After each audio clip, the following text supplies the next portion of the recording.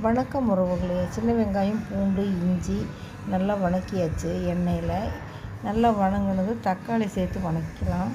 கருவேப்பிலை, தேங்காய் எல்லாம் சேர்த்து வணக்கிட்டு குருமிளகு, சீரகம், சோம்பு இதெல்லாம் ஒவ்வொரு ஸ்பூன் போட்டு பட்டை, கிராம்பு, ஏலக்காய் எல்லாம் சேர்த்துட்டு கொத்தமல்லி நல்லா எண்ணெயில் பொரித்து எடுத்துடணும். பொரித்து எடுத்ததும் இந்த சோம்பு, சீரகம், மிளகு இதையெல்லாம் சேர்த்து வறுத்துட்டு வரமிளகாயும் சேர்த்துட்டேன். வரமிளகாய் வந்து ரொம்ப காரமாக இருக்கிறதுனால நான் அளவாக போட்டிருக்கிறேன். மஞ்சத்தூள் சேர்த்து பச்சை வாசனை போனதும் எடுத்து ஆற வச்சிடலாம். தட்டில் கொட்டி ஃபேன் காற்றுல கொண்டு போய் ஆற வச்சுட்டு வந்துடலாம். நல்லா ஆறணும்னு தான் அரைக்கும்போது சீக்கிரமாக அரை விட்டுரும். ஆறிடுச்சு. மிக்சியில் சேர்த்து அரைச்சிட்டு வந்தாச்சு. இந்த பக்கம் பார்த்திங்கன்னா ஒரு பாத்திரம் வச்சு குக்கர் வச்சுட்டு நான் எண்ணெய் ஊற்றி கடுகு சேர்த்து சின்ன வெங்காயம் கட் பண்ணாமே அப்படியே போட்டுக்கலாம். நல்லாயிருக்கும்.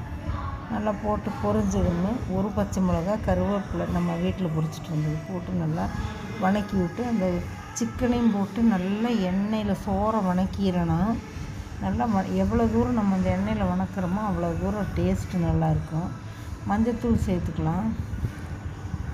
கொஞ்சமாக இந்த சிக்கன் கலவை, உப்பு இதுக்கு தேவையானது சேர்த்துட்டு அரைச்சிட்டு வந்த கலவையும் சேர்த்து தண்ணி கொஞ்சம் அதிகமாக வச்சிடணும். தண்ணி குழம்பு அப்படின்னு சொல்லுவோம். அதனால் தண்ணியாட்ட வைக்கணும். இது வந்து சுடு சாப்பாட்டுக்கு ரொம்ப சூப்பராக இருக்கும்.